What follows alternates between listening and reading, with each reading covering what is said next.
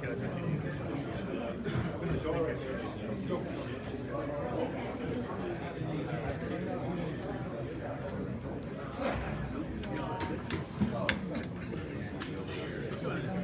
guys, 2 minutes. 2 minutes. 2 minutes. 2 phút nữa.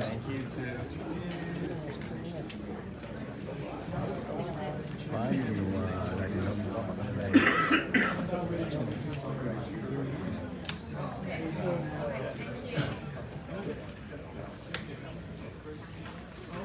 Anh Phong mà đứng bên kia.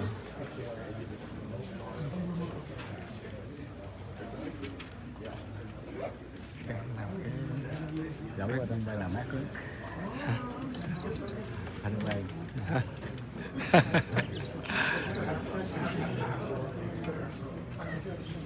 Làm lại cái livestream luôn.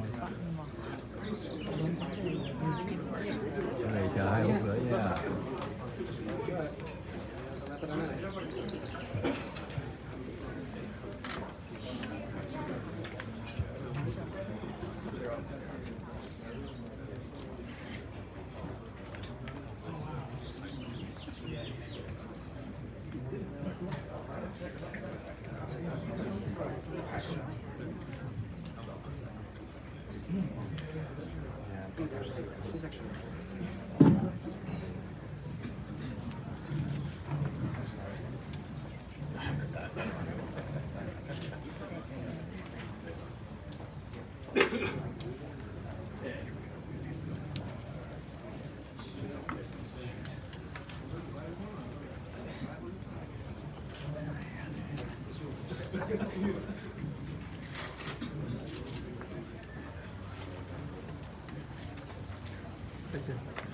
Rồi sắp tới anh đó, cái họ đi đó.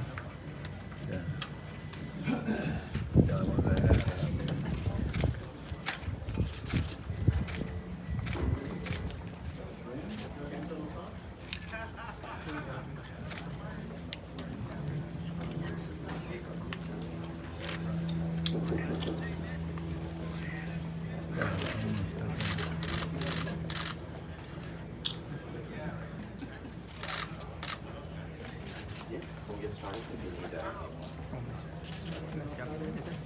Good afternoon. All right.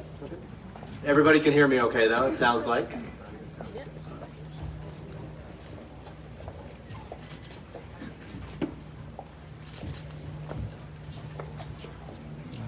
Mình sẽ steal đấy.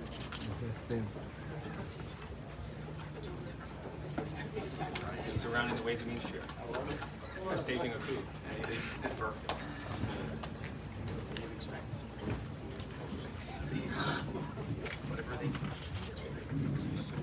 Great.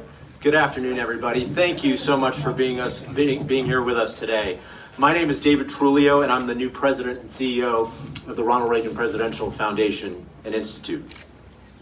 In 1991, when President Reagan stood very close to where we're standing right now to officially open the Reagan Presidential Library and Museum, he stated that his hope was for the Reagan Library to become, quote, a dynamic intellectual forum, unquote. Not only for scholars to interpret the past, but also for policymakers to debate the future. Earlier today, we had the unique opportunity to host a bipartisan meeting between members of the United States House of Representatives, led by Speaker Kevin McCarthy, and Tsai Ing-wen, the president of Taiwan, and her delegation. Today's engagements are a wonderful example of how President Reagan's vision for this library is being fulfilled. Ronald Reagan believed passionately in freedom and democracy, not simply for Americans, but for all people around the globe. Before becoming president, he traveled to Taiwan on 2 occasions. And it was President Reagan's administration in 1982 that developed what became known as the 6 Assurances, a framework that to this day forms a key part of the foundation of how relations between the United States and Taiwan are conducted. We are deeply honored and grateful that Speaker McCarthy brought today's bipartisan meeting to the Reagan Library. The Speaker's district is not that far from us here in Simi Valley, and he has consistently taken the time to support what we do here, from participating in our Reagan National Defense Forum and also giving keynote remarks as part of our Center for Public Affairs programming. Of significant note, in 2021, Speaker McCarthy tweeted, and I quote, "Ronald Reagan is, in large part, the reason I am a Republican." So it is my privilege to invite to the microphone a long-standing friend of the Reagan Foundation, the Speaker of the United States House of Representatives, Kevin McCarthy.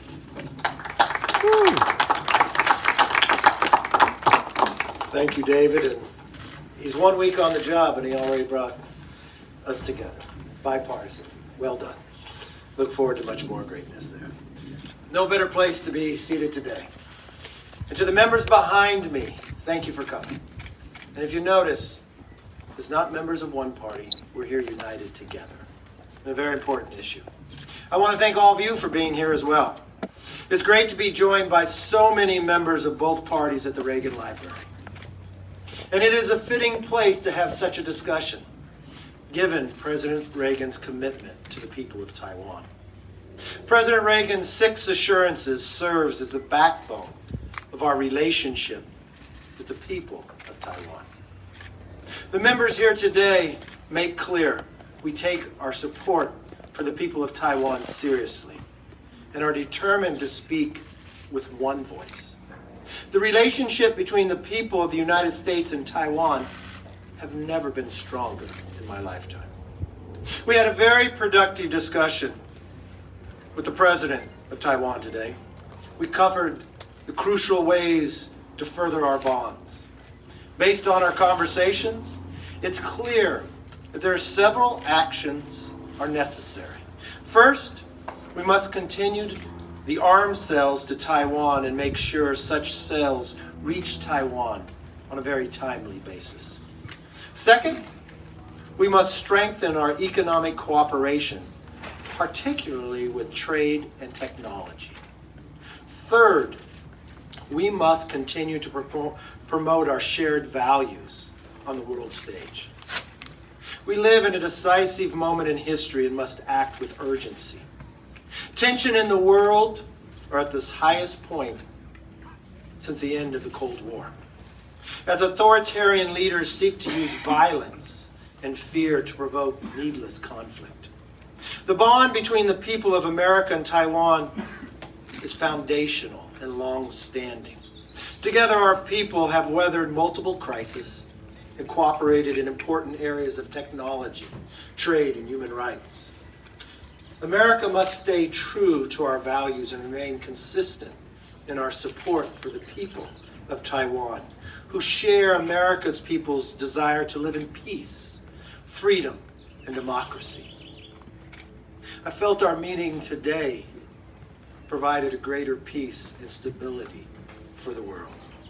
America's support for the people of Taiwan will remain resolute, unwavering, and bipartisan. It is my honor to introduce to you the next speaker to come before us, the chairman of the Democratic Party, a fellow colleague from California. And for all those with camera, please take the view behind us, because I don't think California has ever looked so beautiful. Congressman Pete Aguilar.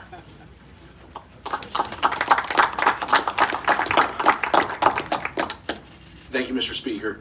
I want to thank President Tsai for the meaningful conversation today, and on behalf of the House Democratic Caucus, we offered our continued partnership and cooperation as we seek to grow our economic ties.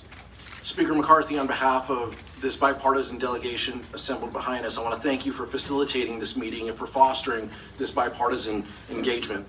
In matters of foreign policy, as the Speaker mentioned, it's important for us to set aside partisanship and work together to promote our common interests and the interests of the free world. In the 40 years since the Taiwan Relations Act has passed, the partnership between the United States and Taiwan has been rooted in the pillars of security, shared economic interests, and democracy. I told President Tsai that the House Democrats will never abandon this relationship and will work hand in glove with the Biden administration to affirm our commitment, because we understand the unique role and vital role that Taiwan plays in the region. We welcome competition with the People's Republic of China, but do not seek conflict.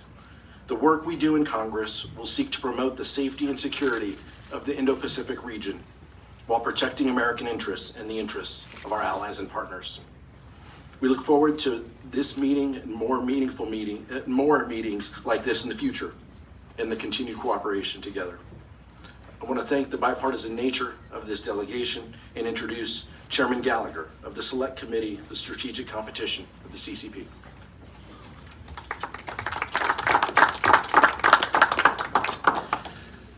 Thank the speaker. I thank all of my colleagues for being here today. What a special experience. President Reagan once said, if some of you fear taking a stand because you're afraid of reprisals, recognize that you're just feeding the crocodile, hoping that he will eat you last. Watching some of the coverage leading up to President Tsai's visit, I've been thinking about Reagan's crocodile. Some who failed to learn from decades of CCP behavior have been wringing their hands, wondering if we're being too provocative. But I would submit to you that if the duly elected leader of one of our most important democratic partners can't meet with American leaders on American soil, then we're merely feeding the crocodile that will eventually eat us. We must not be intimidated. And Speaker McCarthy and this bipartisan delegation are here today to send a simple message, and that's we are not afraid. We support our friends in Taiwan. We're going to keep saying that whenever we have the opportunity, and we're going to turn those words into action this Congress. Bipartisan action.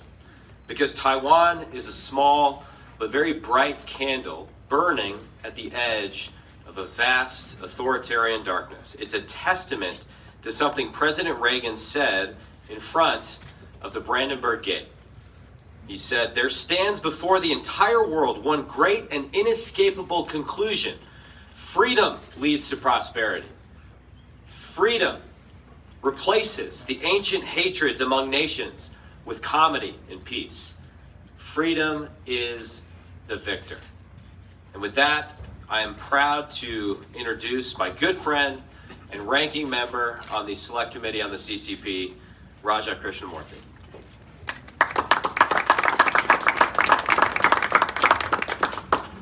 Thank you very much, Chairman. Thank you, Speaker McCarthy, for convening this bipartisan meeting. Thank you, Chairman Aguilar, for leading our House Democratic Caucus, being present. Thank you to all of my fellow members. And of course, thank you to the Reagan Foundation for hosting us in a wonderful visit.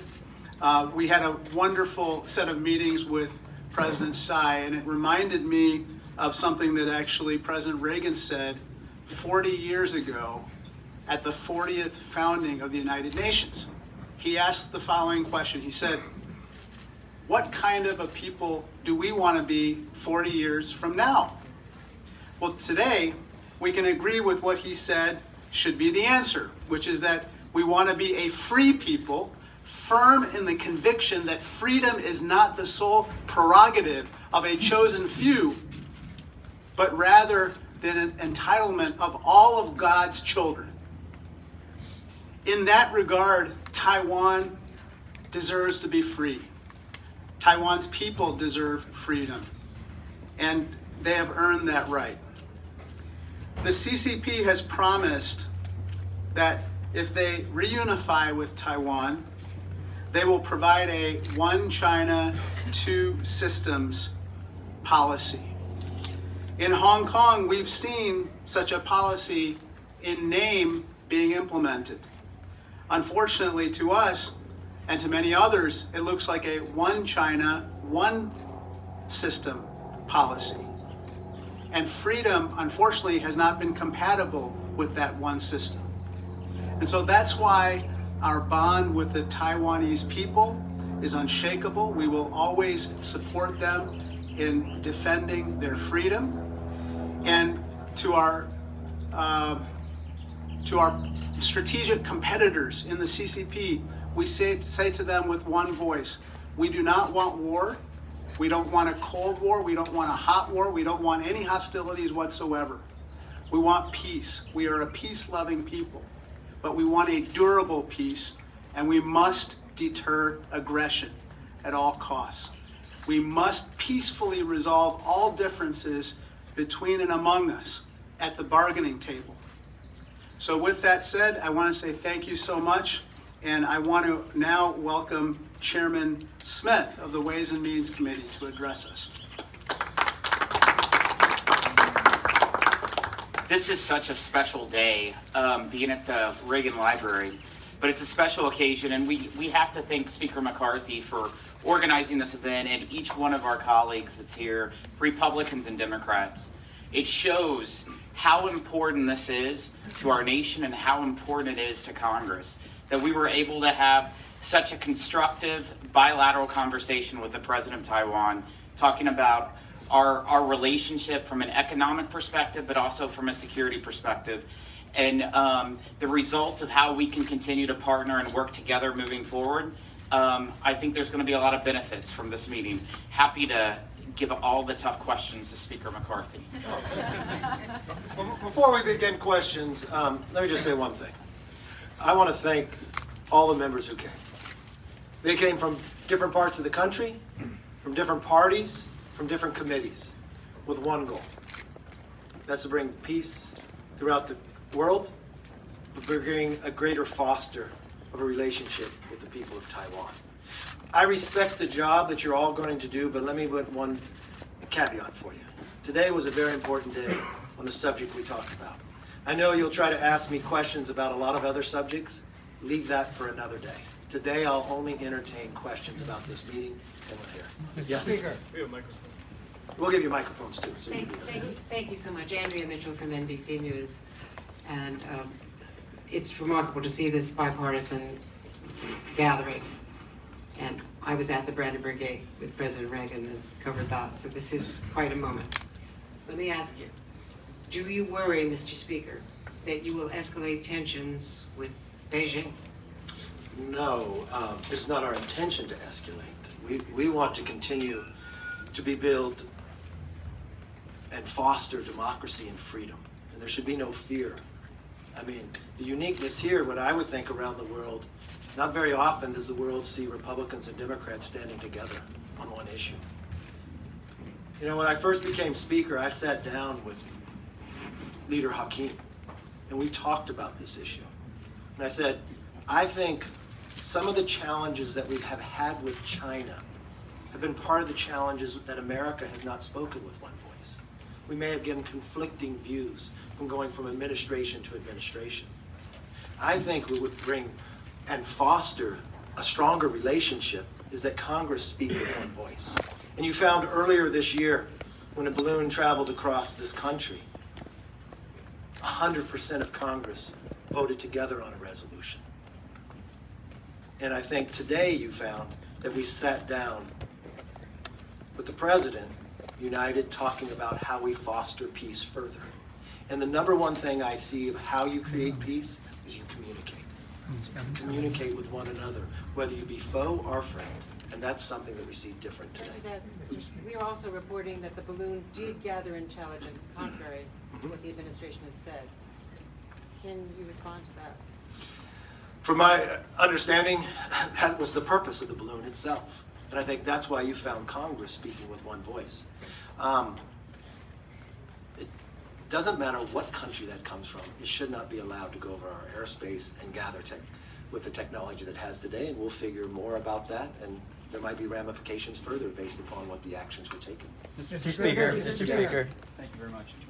Thank you, Mr. Speaker. Josh Campbell with CNN. I have a clarification and then a question, if I may. Yesterday in Bakersfield, you did an interview and you described China as a country that is very important country, was the quote. And I'm just curious, given the sensitivity of that word country, was that purposeful? And then second, I'm just curious, obviously we're here at the Reagan Library. We've heard President Reagan mention several times today he was impactful on your career.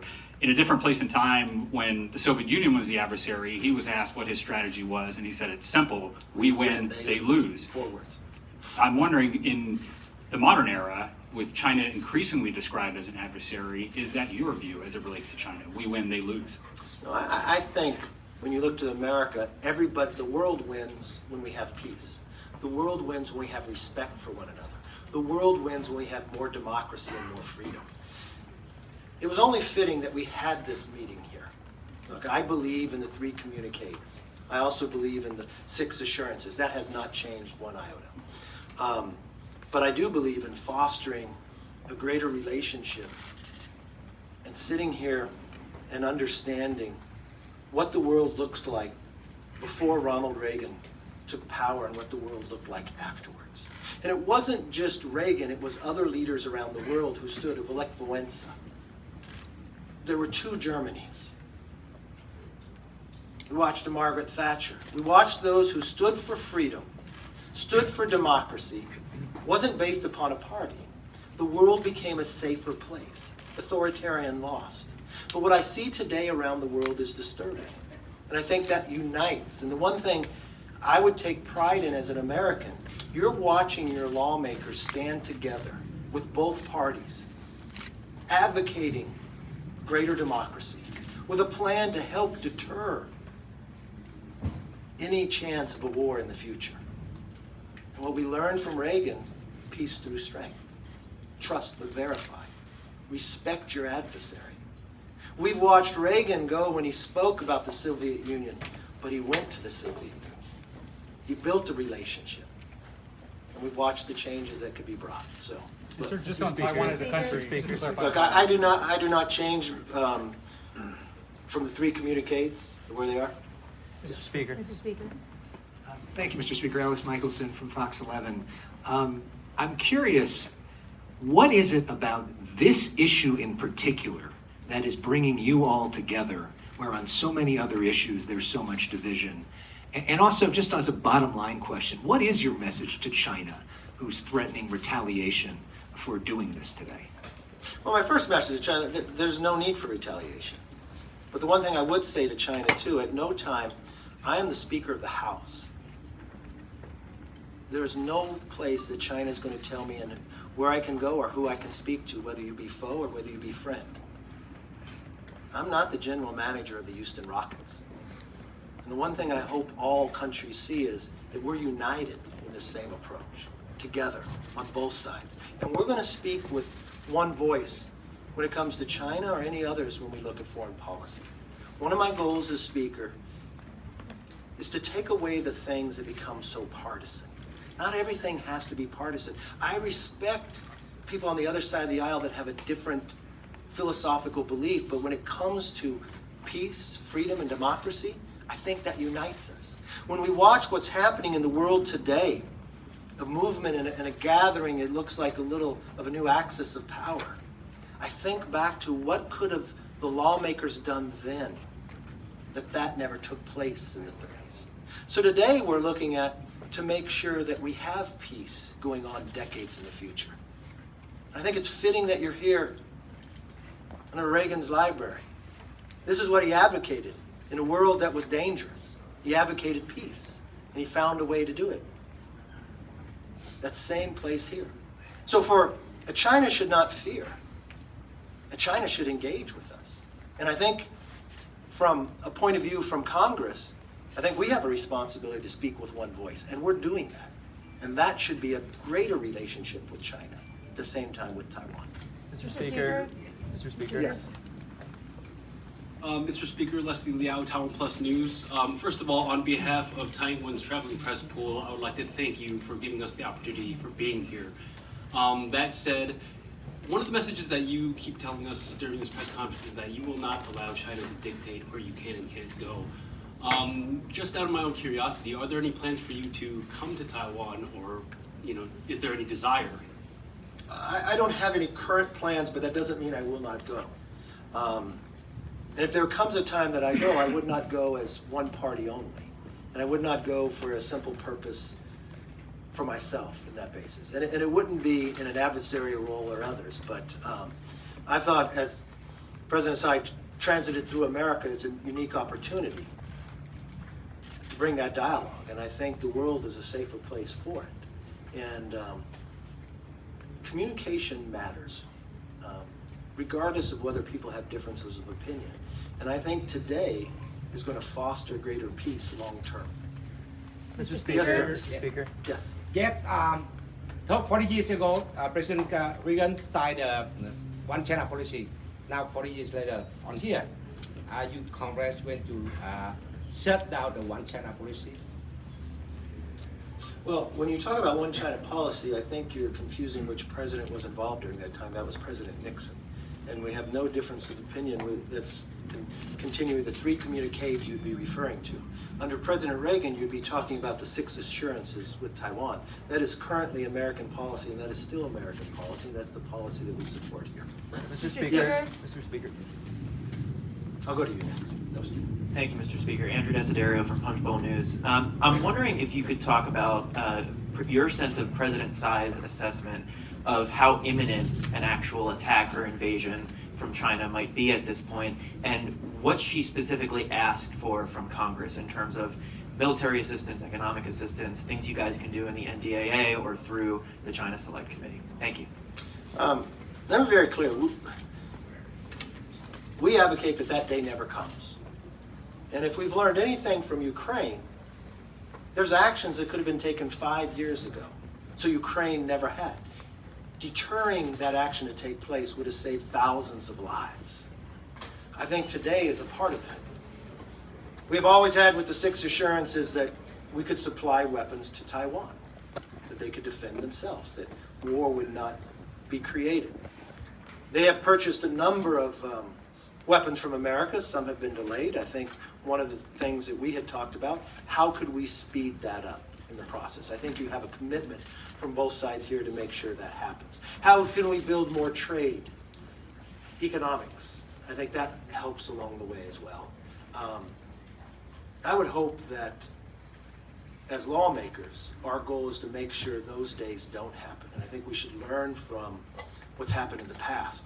I would take it, and I want to give a lot of credit to Hakeem Jeffries. When I sat down with him when I first became Speaker, we talked about this select committee. And the goal of this select committee is to speak with one voice. And I have been very impressed with the chairman and the ranking member of how they carried about themselves. And this isn't the only meeting that a number of them are going to do. They're going to go throughout California, meeting in others. And part of the select committee is finding places in America so we're not dependent on other countries, be it critical minerals, be it medical. Making America stronger makes the world safer. And that's the unique goal that all of us have, and that's what we're working towards. Yes? Thanks. Mr. Speaker, you've talked at great length about the importance of the unity of this delegation and the bipartisanship, the bipartisan nature of it. But today, as you're meeting here with the Taiwanese president, Emmanuel Macron, the French president, is in Beijing meeting with Chinese leaders. What do those conflicting messages mean for the strength of this message and for your approach to China? And then, if you can comment on yesterday's indictments, that would be great too. Well, first of all, I don't think what Macron's doing is conflicting here. From the same point that I tell China, they cannot tell me who I can meet with. For the same argument that I said, this meeting will foster greater freedoms, right? It's communication. So I think it's great that Macron is meeting in China. I hope he delivers a message not to fund Russia's war in Ukraine. I hope he delivers a message that democracy makes the world safer and stronger. I hope he delivers a message that Americans meeting with President Tsai is positive for the same aspect that he is meeting with President Xi. I've been to China 3 times. I think greater communications between nations are positive. I think trying to show military actions is not. Communications are strong. And the answer to your second question is no. Yes. Thank you. Susanna Luthi with the Washington Free Beacon. You mentioned that one of the topics you discussed was boosting arms sales to Taiwan. What's your plan to do so, considering the White House is signaling reluctance to upset Beijing? And then secondly, are you at all concerned that during Taiwan's next presidential election, a more Beijing-friendly candidate could win?